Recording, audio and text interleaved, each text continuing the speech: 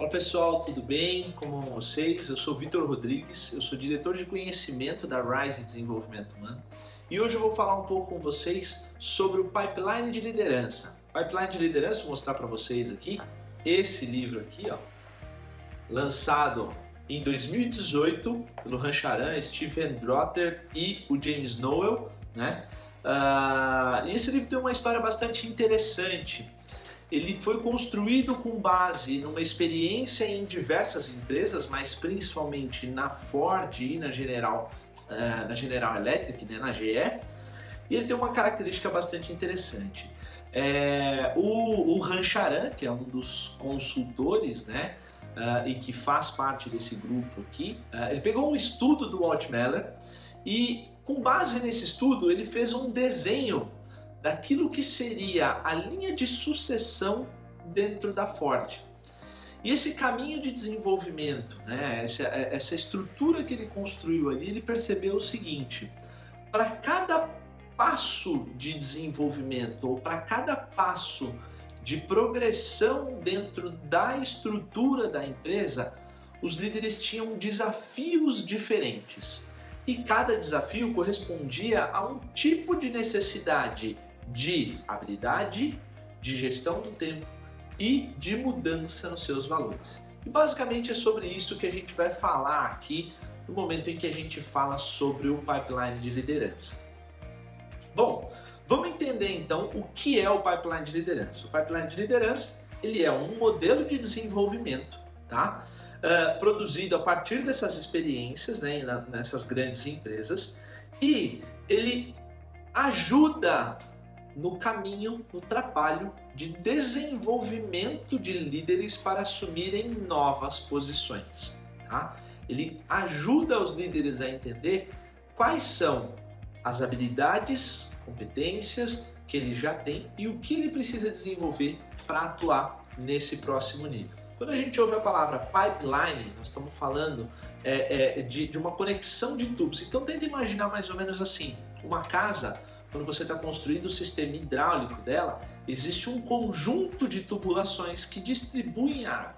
Se a gente fosse observar essa estrutura na liderança, é como se eu tivesse, para cada processo progressivo, eu tenho um tubo que eu preciso preencher com habilidades para que eu possa chegar no próximo patamar. A ideia básica do pipeline é essa daí. Ele está distribuído basicamente em seis passagens quando a gente fala de grandes empresas, mas para realidades de empresas menores a gente pode ter menos níveis ali dentro do pipeline, tá?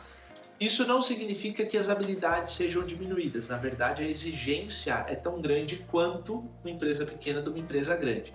A grande diferença nesse processo é o fatiamento dentro dessa estrutura aqui.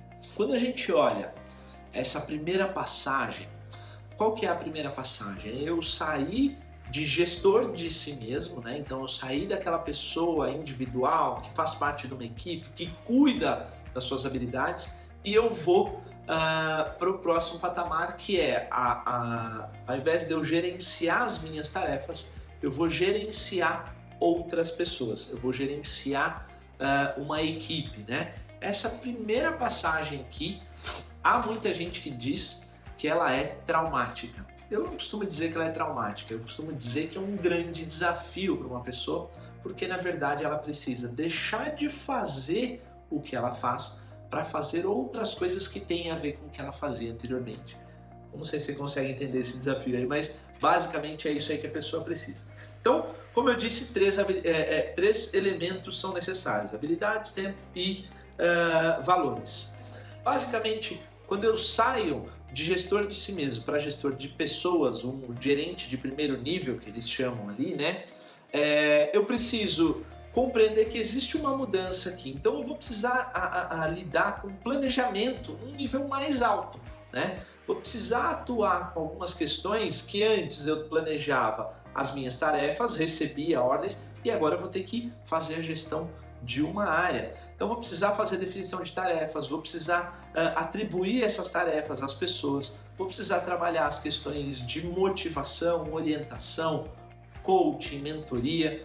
e a mensuração do trabalho dos outros. Então eu preciso entender como habilidade, como que eu faço essa mensuração, como é que eu planejo o orçamento, como é que eu planejo o time, como é que eu faço projetos. Então tem uma estrutura bastante diferente que eu preciso lidar.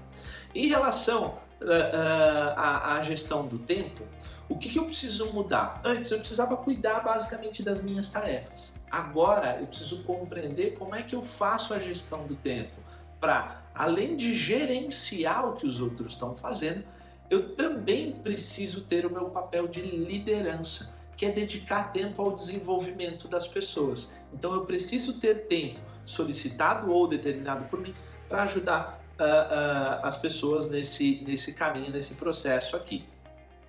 Eu preciso alocar tempo para apagar incêndios, eu preciso alocar tempo para ajudar os outros na realização das tarefas e na construção de um melhor desempenho, eu preciso ajudar os outros a realizar o trabalho, mas eu preciso parar de fazer aquilo que eu dedicava energia e tempo como um especialista para começar a fazer gestão de pessoas. A terceira questão tem a ver com valores, e aí eu quero que você grave bem esse ponto. Porque o que muda aqui é que antes a satisfação pelo meu trabalho era a conquista daquilo que eu entregava. Agora eu preciso compreender que o maior valor aqui está na conquista da entrega dos outros, na entrega das outras pessoas. E é isso que eu preciso alocar. Então eu preciso valorizar as questões de organização do trabalho, eu preciso valorizar, alocar o tempo para as pessoas, eu preciso valorizar, direcionar as pessoas, isso precisa ser valor para mim. Uma coisa que eu quero deixar para você aqui como desafio. Todo líder ele precisa ter clareza que o caminho de evolução depende de algumas crenças que estão conectadas ali. Você precisa ser capaz de enxergar a si e os seus colaboradores como pessoas plenamente capazes de desenvolver habilidades, desenvolver as qualidades necessárias para assumir um posto de comando. Uma das questões é a qualidade daquilo que eles fazem tem que ser tão boa quanto a qualidade daquilo que você faria ou até melhor. E aí eu deixo esse desafio para você pensar sobre esse aspecto aí.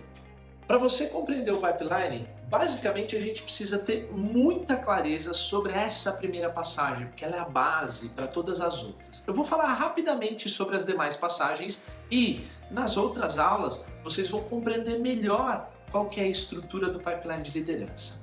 Na passagem 2, esse líder ele deixa de ser gestor de pessoas para ser gestor de gestores. Então ele passa a ser líder de líderes. E uma das coisas que ele precisa fazer aqui é compreender e entender quem tem potencial para assumir uma posição de liderança e quem está pronto para assumir uma posição de liderança. Esse é um dos pontos-chave na segunda passagem. Vamos lá então, na passagem 3, onde você deixa de ser gestor de gestores para ser um gestor funcional, você vai precisar conhecer uma área. E aí o ponto mais importante aqui é que você precisa ampliar os seus conhecimentos técnicos sobre aquela área para que você consiga planejar os impactos que ela tem em toda a companhia e consiga planejar o futuro dessa área. Então esse é um dos desafios aí que tem na terceira passagem.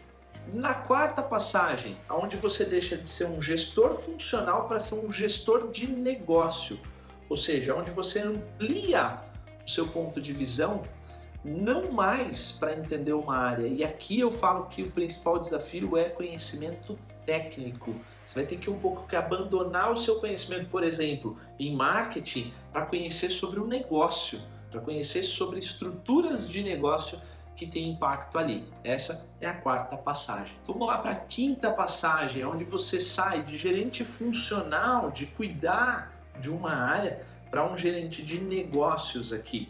O que quer dizer com gerente de negócios? É você cuidar de uma divisão da empresa, tá? Por exemplo, se a gente for pensar numa grande corporação que tem diversos negócios no seu caminho, por exemplo, uma GE, é você cuidar lá da divisão de motores, por exemplo, para aviões, ou você cuidar da divisão da linha branca.